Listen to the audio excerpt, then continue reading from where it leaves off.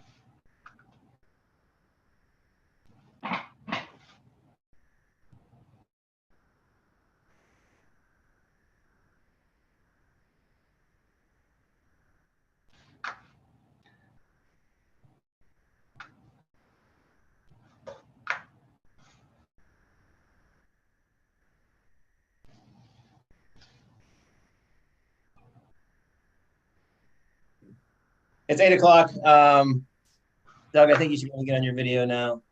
There we go. There we go. I'm some things I haven't figured out on this Zoom stuff, but I'm figuring it out. But Awesome. I'll let Doug start. It's 8 o'clock, and then we'll jump into things. All right, thanks a lot. Hey, everybody, thanks for joining us here today. What we're going to do is talk about basically an overview of what it's like to get into to become a college recruit for soccer. Give you a little bit of background. My name is Doug Johnson. I'm the president of the Hawks and the Stars organization. And we've had some kids that now have grown up and now they've gone and they've played in college. And Coach Sal and Coach Eddie and a lot of other coaches that are on the call with us, we've all worked really hard to try to get them in. And we've realized that we kind of need to have a better process to do it, because it's a very difficult thing. When you go through college applications and you go through college recruitment, it is something that you really do need like an expert in that. And we're very happy to be partnering here with Dan. Dan's been a college coach. He knows all the college coaches. He started an organization that assists people to get into college. We looked around, we talked to a lot of people, and we really wanted to partner with Dan. And that's why we're here today, because we, as our organization, we want to do the best we can for our players.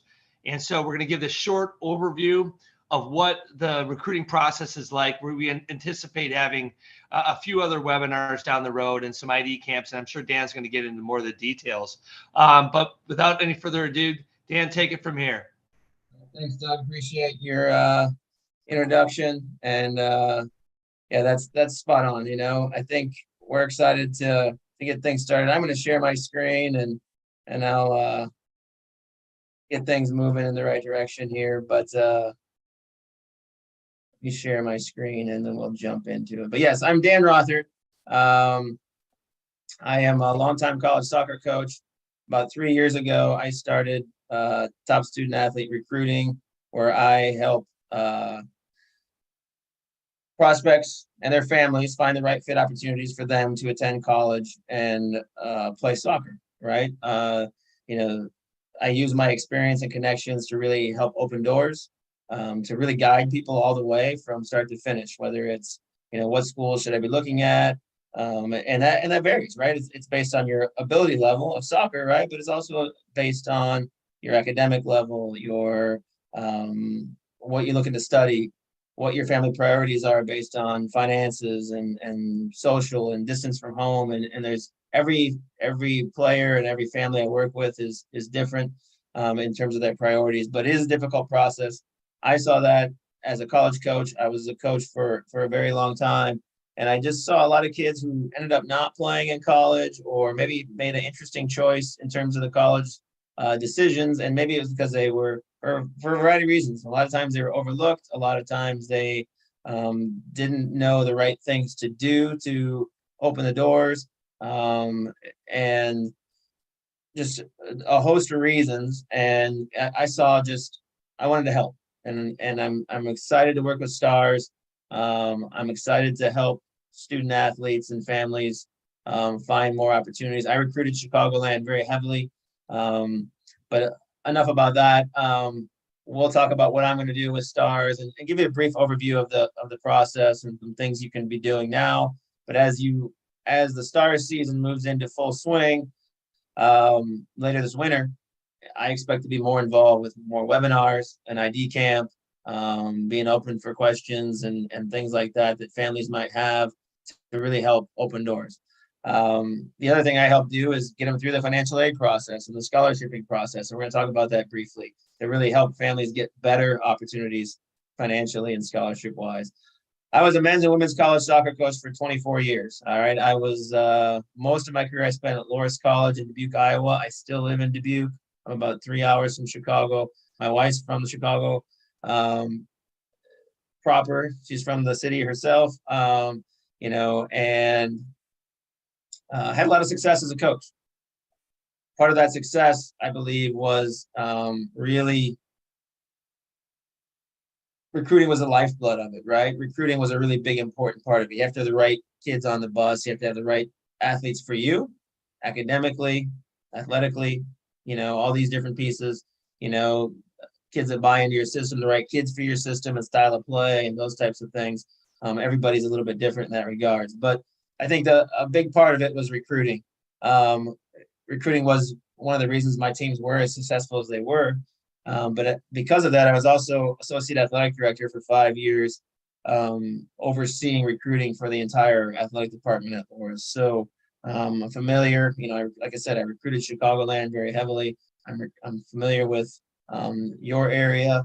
I'm familiar. I had a lot of kids from that area that played for me in the past, and excited to help Stars, you know, place more kids in college, find better fits, and things like that. So I think it's a unique opportunity to be able to utilize, you know, what I do and help the club as well. So it should be it's a win-win. With the Stars, again, Doug mentioned it, a series of recruit education webinars, that's definitely different topics, right? We're going to talk about different topics based on the needs of the club, the needs of individuals, ranging from, how to get a hold of coaches and talk to them, to education on financial aid and different things like this. It'll be important to help in those areas. I have exclusive player profiles, so you'll have access if you make the club team. You'll have access to a player profile, which you'll be able to set up a web page basically for yourself, where you'll have access to telling coaches about who you are, putting video on it, your contact information, all of these things. That'll be an important part of it. And then also within that, you can filter and look at colleges based on your needs. If you want to look at a school with a particular major, you can look up all the schools in a particular major that are in Illinois. Or if you want to go out of state, you can do it that way. And you can look at schools, based on those different things as well, based on division level, whatever it might be that interests you. One of the webinars, and I'll send some information about that once teams are selected here. And we'll get everybody set up with that, will be how to set up your profile, how to use that to your advantage.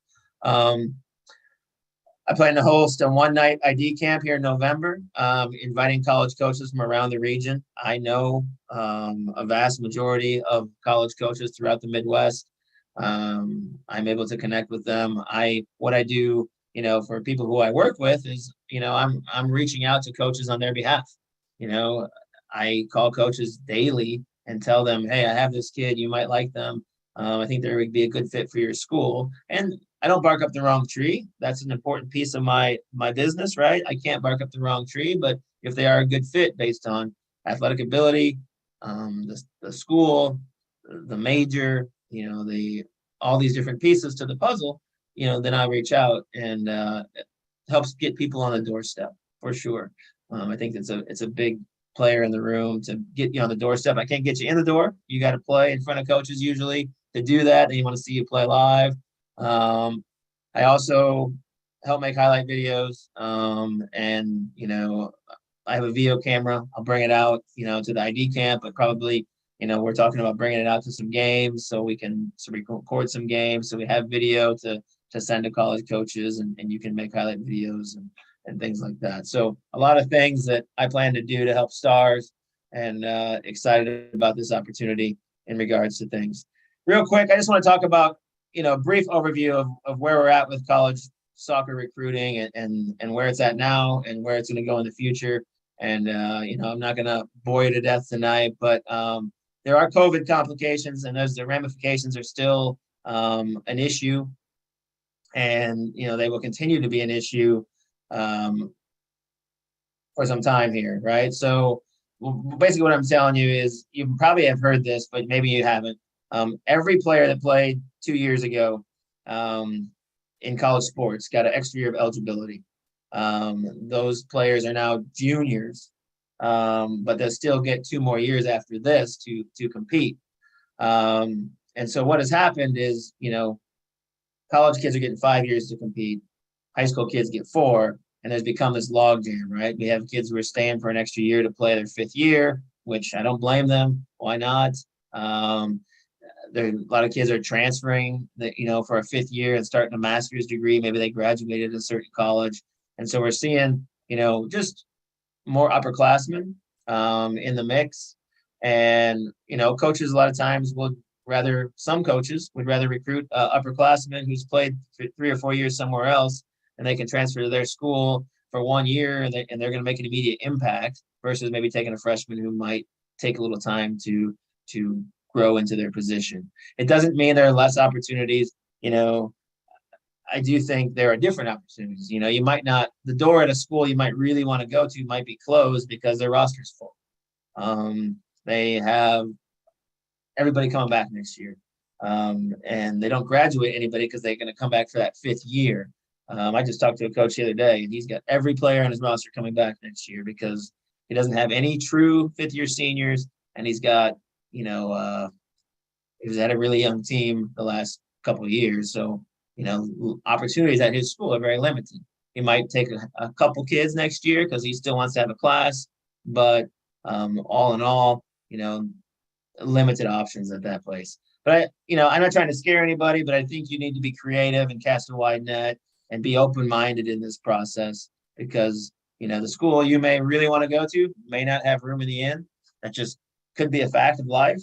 But also there's a lot of great schools out there. And sometimes the best school for you is a school you never heard of. I went to Loras where I played. This is 30 years ago, but when I was 16 years old, I had never heard of Loras College, right? And now, 30 years later, I went there. I coached there for 24 years. If you ask me now, that was my dream school. If you asked me when I was 16 what my dream school was, I was probably saying some name brand that I saw on TV and maybe it wasn't, reality and things like that. So those are important things. There's a couple myths about scholarships, right? Soccer scholarships, this is important. Soccer scholarships are usually partial. A full ride is very, very rare. I'll explain that in a moment. But you should not be saying you need an athletic scholarship. Rather, you should look at this as trying to find the best value on college because you might get a lot of money from your grades, all right, or your involvement in leadership activities and whatever it might be. And so because soccer scholarships are usually partial, grades are really important and they can result in more money for college, right? So real quick slide here, just to give you an example. There's 204 men's Division I college soccer programs. All right. There are 9.9 scholarships at Division I. All right. I don't know why 9.9, not 10, but there's 9.9. So an average roster has about 30 guys. All right. That's about normal. You play in practice, you play 11 on 11. That's 22. You want to have a few extras for injuries and whatnot. It's usually around 30 guys on the roster. So it's about a third scholarship per team. And that's if they're fully funded. Not every team gives out 9.9. The school decides. So the coach has to decide how they're going to divvy up this 9.9 scholarships amongst all 30 guys. And that's seniors through freshmen. All right. And they could give it up even across the board. Everybody gets a third. But typically they give the freshmen a little bit less. And as you grow into your position and you prove your worth, you get more. So those things are things to consider when you're looking at it. It's not like Division I basketball and football where pretty much everybody's either on a full ride or they're a walk-on and they don't get any money. Soccer they can give you partial scholarships. They can divide that 9.9 any way they please. And sometimes they give it a full ride to some kid. Maybe they're giving a full ride to some international player who's fantastic, the next Messi, right? Well, now they're down to 8.9 for the other 29 players. But it is a mix, right? So they can add academic money on top of scholarship money. So I talked to a coach recently. The first thing out of their mouth was, what's the player's grades? And I said, actually, this is a great student, 3.9 something, really good student. Great, because the 3.9 at my school gets 50% off. And then we can add another third scholarship to it. All right, so now we're looking at, 83% off of tuition, of everything, tuition, room, and board because of academics plus soccer. All right, so we can add on to things in the soccer world.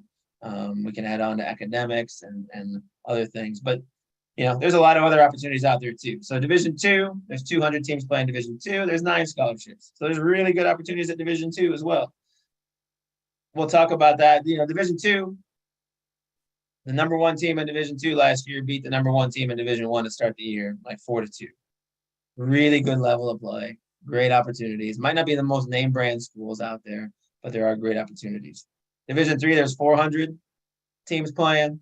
There are no athletic scholarships. Sometimes they give more academic money and other things, and they have programmatic scholarships. Like, if you go into this major, you could get, $3,000 more a year, or whatever it is. They have different programs out there that school to help reduce the cost. There are opportunities out there where I've seen Division III schools come in at a better cost than Division I and II. And there's even state schools. There's state schools in Wisconsin that accept Illinois players that are Division III, and you can go for the state school cost. Plus, you get some money off for your grades, and you can get a better deal than you can go into, maybe a private Division I and get some scholarship money. Those are things we'll talk about in deeper in a later webinar. There's what's called the NAIA, which is the National Association of Intercollegiate Athletics. There's about 200 schools playing that division. They can give up to 12. Some schools give the full 12, some don't. But it's a really, really good level of play sometimes too. There's some of these schools are in the Chicagoland area, Roosevelt, St. Xavier, Judson, some just that come off the top of my head that are NAIA schools, and they have really good opportunities, and they can give a little bit more scholarship money sometimes for soccer. Then there's junior colleges. There's 200 junior colleges. Sometimes they give up to 18 if they're fully funded. That can be a really good opportunity for somebody who maybe is overlooked early on, or maybe has bigger dreams and they weren't recruited really heavily at the highest level to start with. They can get there. There's a really good level of play at some junior colleges too. I think personally, there's different levels within each level, right? In terms of soccer, there's the top level Division I teams, Wake Forest and Clemson, and these teams who, they're the top of the top. And then there's the next level down and the next level down and the next level down. My team was a Division III team at Loras, and we would go play versus Division I teams, usually middle or lower level Division I teams, and we do really well. We won a lot of those games. We competed, had some ties, things like that. There was even a Division I team that stopped playing us because we did too well against them. I use this example. Last night I watched a game of a NAIA team, Clark University here in town. Clark University is tied a team, and it's called Central Methodist. They tied Central Methodist, and with Central Methodist also tied Tulsa, which is a top 10 Division I team earlier in the year, right? Who's to say, Central Methodist is really good, but Clark's proven they're just right there too. There's different levels within each level. So I never say, I don't rule out anybody. I think there's great levels of soccer at any level. It's not like football and basketball where size matters, 400-pound linemen or 7-footers, those types of things. I think it's a mix. Soccer can be anything. Style of play matters, right? Things like that. But, we're not limited. Lionel Messi is 5'7", right? So, sorry, I think you might not be able to see that. I'm going to fix that up. The myth, number 2, if you're good enough, coaches will find you. Most scholarship and most roster spots go to those that market themselves the best. Players who wait for coaches to come to them seldom get scholarships or even end up playing in college. You can't just sit there and say, yeah, I want to play in college. I hope I'm gonna get found, right? It doesn't quite work that way, right? You need to get yourself out there. As you go to events with stars, I'm going to communicate with you about what you should be doing to tell coaches the events you're going to. How do you reach out to a coach? How do you tell them you're going to be in an event? Send them your schedule, making sure they know you're there, because coaches go to these events and they watch the players they know about. They watch the players they have relationships with. That is the truth, right? I would go to an event, and I know every coach does it. They will go to an event and they'll watch at a tournament or a showcase, and they know you're going to be there. And they know, okay, at 8 a.m., I need to go to field 2 and watch Dan Rothert play, right? And then at 9 o'clock, I need to go across the complex to field 8 and watch another kid play that's written me. And maybe I see a kid or two at those fields that I didn't know about because they're playing against the kids that I wrote, or they wrote me or emailed me. But, in reality, you need to get out in front of coaches. So that's one of the things I'm going to work with you, the Stars folks on is reaching out to coaches to let them know about these situations so they know you're playing. Myth 3, I just said it before, right? Like, first off, the division you play is a philosophical choice. It's the choice the school has made based on financials, other factors. It's not like promotion. You can't get promoted to Division II or promoted to Division I, right? My teams would have been promoted a lot of times because we were winning this, compete for national championships. We would have been promoted all the time. But, a lot of people think Division I is the best, then Division II, then Division III. In reality, there's a lot of overlap, right? The best Division III teams can compete with the middle or lower Division I teams. Division II is kind of in the middle. NAI is kind of in that mix too. There's a really good levels at all the levels, but there's also really bad levels at all the levels. And so, I always say one of the things when you get recruited is, do you want to win, right? Because sometimes you could go to a bad Division I where you're going to win a couple games a year, or you could go to a really good Division II or Division III where you can compete for a national championship. What's important to you? Those are all things in the end. The goal is to have a lot of schools interested. We want to have every individual have 3 or 4 schools who are interested in them so that you hold the cards and you can make the decisions about the things that you want in college. That's a really important piece of it. All right, so 5 major mistakes in recruiting. I'm just going to show this quick video. It's pretty sarcastic, so enjoy it. Are you going to play in college? Yeah, probably D1. That's cool for North Carolina or Well, Duke. I don't know why that's not playing. Weird. We can skip that Maybe today, I Wake guess. I'm not going to fool around with the volume here because I don't know why it's not coming up. Forest or State if I have to. I'm not sure yet. We'll move on to the Are next those coaches at the game today? It's a funny comment. This kid's making all the mistakes. He's saying how great he is. He's the best player ever. He's his friend's dad who played Division I said he's good enough to play Division I, right? And how he's, he made all conference, so he's being recruited. He should be good enough to go Division I, but no one's ever seen him play, and he hasn't sent his information to anybody, and nobody knows about him, but he still thinks he's good enough, right? It's pretty sarcastic. I don't know why it wasn't coming up, but I apologize for that.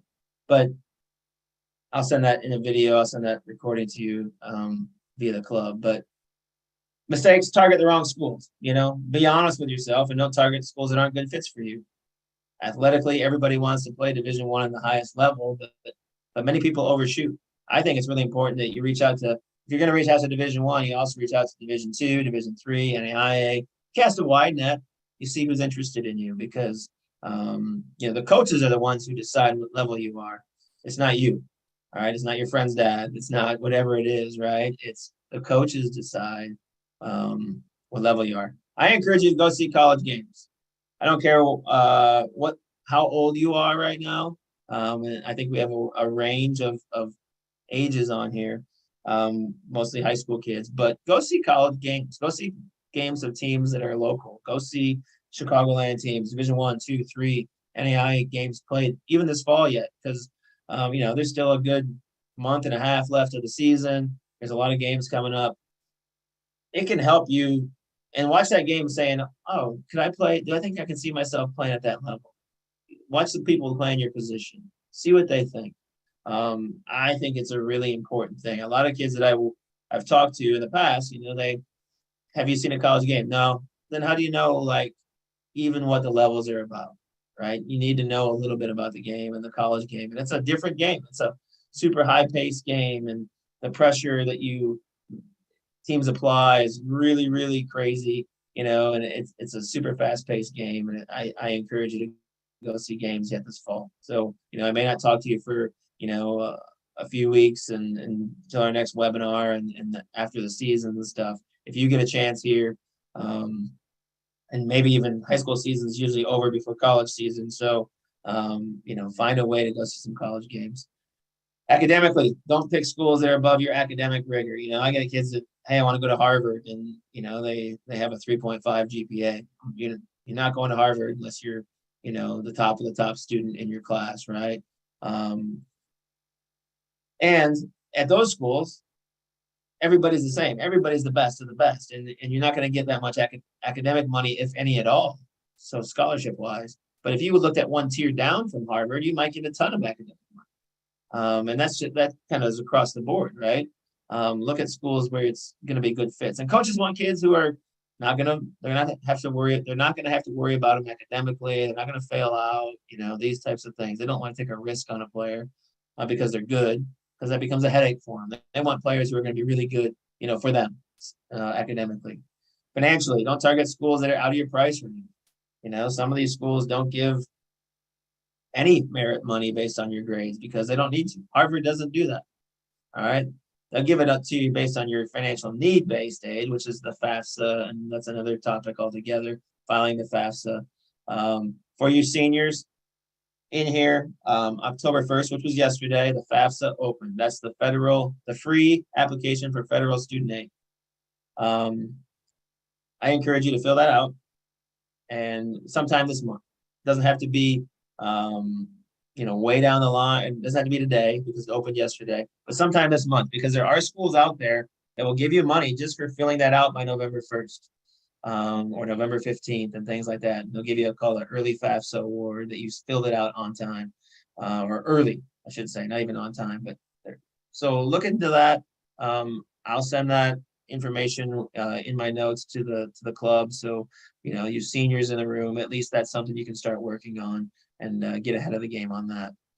Another thing is the experience. What's the overall experience of the school? The area, the culture, the fun. You get out of college what you put into it. I truly think that if you want to enjoy a college, you got to go in with the right mindset and and put yourself out there. If you want to study a certain area, if you want to go to pre-med, you better work hard to get to know your professors and work with them in labs and different things like that. And that's going to get you ahead of somebody else to get into, a med school and things like that. Contact too few schools. A lot of players contact too few schools. Like I said, test a wide net. Diversify your options. We talked about that already. You can't just apply to your dream school, your backup school, and your safety school. You need to cast a wide net. Prospects that contact coaches from a wide variety of levels have a much better result in the long run. All right. And like I said before, your dream school might be a place you never heard of. So, and you need to go where you're wanted. You're going to hear from coaches, right? I have kids right now that, hey, I want to go Division I. Well, who's contacting you? Well, Division II and Division III. Well, that's great. Well, let's continue down the road with those Division II and Division III schools. We can still have some stretch Division I opportunities and still reach out to those coaches and hope they might find us. But if they never reach out to us and they're not interested, or they tell us they're not interested, we can't force our way in a roster. So go where you're wanted. You're going to have a better experience if you're wanted in the school. Don't have a false sense of security. A lot of awards and accolades does not mean you will get recruited. Just because you're all conference doesn't mean you're going to be recruited, or all state or things like that, or doesn't mean you're going to go Division I. College coaches decide are you good enough for them. And those awards can mean different things wherever you may live and what programs you're in and stuff like that. Camp invites, emails, admissions meetings don't really mean anything unless they are personal, right? You're getting a personal email, it's personal. Some emails can be look to be personal, but they're really not. We want to make sure that you're getting the right information and you're picking place. You're realistic. My nephew, he quit. This is a funny story. My nephew quit high school soccer after his sophomore year. He's from down by St. Louis on the Illinois side, but he ended up playing football his last 2 years. And senior year came around and he got an invite and it looked pretty personable. And it said, hey, we saw you, we've been following you, your career with club. And we really like what we see. We'd love you to come to our ID camp because you're someone that's important to us. I'm like, this kid hasn't played soccer in 2 years. All right. But they had his name from some, tournament 2 years previously. He played with club. And, they just send it to everybody because they want to make some money. Camps, they want to make some money. And so they can be, a little bit of a complex thing to make sure you're picking the right ID camps, because you can spend a ton of money and travel all over the country going to camps and get no love out of it. or you can do things, a little more targeted. And we're going to, that's one of the things I'm going to help you all with, is to be more targeted in your approach. And we talked about this. College coaches go to combines and showcases with a plan. And this isn't always true. Recruiting doesn't happen your senior year. You get on radars freshman and sophomore and junior year. I think that's, somewhat relevant. It's not always true. I have a lot of seniors that I just started with who we're working with right now. And if you're a senior in the room right now, I wouldn't panic. There's going to be a lot of opportunities coming your way. We just need to target the right places and work hard to do that here once we get started with things and get things moving. But it is not too late, but you're going to have to work pretty hard and pretty diligently once we get going. Don't expect your coach to help you. Coach Doug kind of mentioned at the beginning, this is a hard thing to do. And it's hard to manage a club, run the club teams, and do everything else that involves, practices and organize everything, and to help every kid in our club connect with college coaches. The coaches are busy. Ask them what their comfortability is, high school and club. I think your high school coaches may have different connections and things like that, or different experiences. That's where I fit into is, the people I work with. Obviously, like, I'm able to reach out to a ton of college coaches because I can see level of play, and I go watch every kid I play with, and I see, most of you, if not all of you, at the ID camp situation we're going to host with Stars here later in November. But ID camps and showcases, like I said, are they worth it? I think it's important to determine, what's the return on investment? What's your budget? Because you could spend a ton of money on these and get nowhere. But figuring out ones that the schools you're going to want to look at are going to be at, you've had communication with those coaches. I think it's really important. I had a player the other day, should I go to this camp? It's in South Carolina. And I'm like, dude, I think that's very, you see the email, it looks fairly personable. All right, you've shared it with me, but I think you need to make sure that they really are interested, right? You could go down there and waste a ton of money just going to their camp if they're not interested. But, hey, coach, are you looking for a center back next year? I'd love to really jump on a phone call here before I commit to coming down, because that's a big commitment for my family to come down to your camp. Is that something we can do? If they get back to you and they set up a time and they spend 45 minutes on the phone with you and they like you, okay, maybe there's some reality to that, right? But if they don't, then you kind of know the answer, right? Not to go to that, things like that. And then how do you maximize that opportunity? You got to, when you go to camps and you go to showcases, you got to talk to coaches, you got to introduce yourself. You can't be hide in a corner and be shy. You got to be vocal on the field. You got to stand out. And it's not just you can't just be a ball hog and stand out that way, but you got to, what can you do to stand out? I ran a clinic for a team last week, and the kids were way too quiet. And I said, if you go to an ID camp, you got to be much louder than that. Those types of things, and helping people target the right camps. Video, having a highlight video is important. It should include everything your position normally does, right? Each position has different things they need to highlight, but you should be able to circle yourself on it. You should be able to, so the coach can identify who you are. Goalkeepers don't need to do that because everyone knows who the goalkeeper is, but everybody else should have, you put a little circle before each highlight. You show the different things that position should do well. You put your best stuff at the beginning, and you extend it through. Level of play is important. You can't be playing against the worst teams, out there, because coaches can notice that stuff. They want to see you against good competition. That's one of the things I help with. Help all my clients help them make video or make it for them. Through the clips that they have, through clips I have. I take all different platforms, put it all together, those types of things. But other advice, be in shape when you go to events, camps, showcases, tournaments. That's why I think a camp in November is really crucial, because you're still coming off your high school seasons. You're in a good fitness level you should be. And so maintain your fitness after your season's over, because you're going to have an ID camp. That. Be ready for it. There's a fine line between the right amount of contact and being annoying. Like, you don't just want to keep spitting stuff at coaches if they're not responding to you. But if you have something to say, or they're responding to emails or texts that they're sending you, go for it. A lot of times my clients ask me, how do I respond to this, coach? What should I say next? I just had one tonight. A coach came to my game. How should I respond? Those types of things. Write emails from your computer, not a phone, right? I think, you need an updated email address. You need an email address for recruiting. You need to have your voicemail set up on your phone, because some coaches are old school and will call you and leave a message. You need to check your voicemail. You need to respond to voicemail and emails and text within 24 hours, because if you don't respond, someone else is responding. They're not just recruiting you. They're talking to a bunch of players, right? So the faster you respond, you move up the list, right? And that's important to know. I say write emails from my computer so you don't have typos and those types of things. So really, like I said, I help gain more exposure. I help save money on college costs. I help facilitate the process from start to finish. If there are questions individually, we can start on some of that stuff. I'm not going to jump into a ton because we're going to have many more of these webinars, maybe even in person, depending on how things work. I'm going to have the ID camp. We're going to talk about more things, but if there are questions, you can put them in the Q&A. There's a couple in here right now. You can put them you can raise your hand and I'll go from there. But if there are questions, put them in the Q&A. My son is 9. He's clearly too young to look at colleges. Is that right? And what age should I start using, services like yours? I think,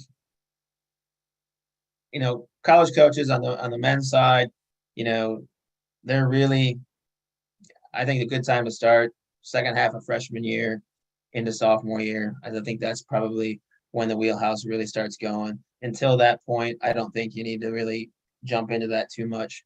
That's when it really gets, at least get on radars. Coaches can't even contact you until after your sophomore year. They'll send they'll send you to some ID camps and things like that. But the best players in the country in men's soccer aren't really even getting signed till, sometime in junior year. And then those are the very, very best. All right. I have kids who are, just getting found in the last year as juniors, and then, even as seniors, just getting found and signing Division I, II commitments and things like that. So I don't think there's any huge rush.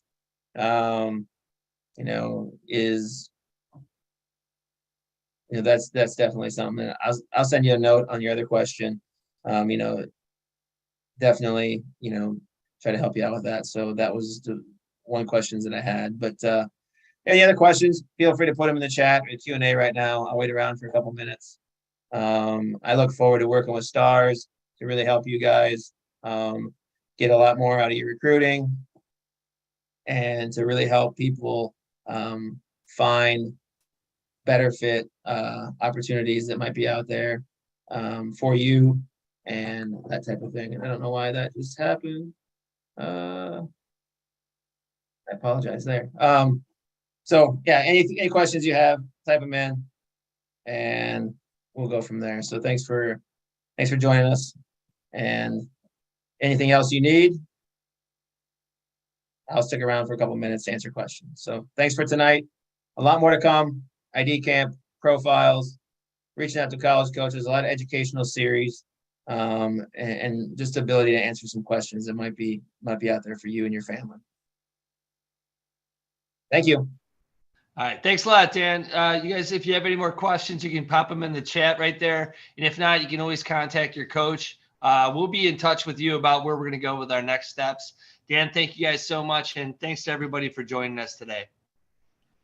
Thank you, Doug. Appreciate it.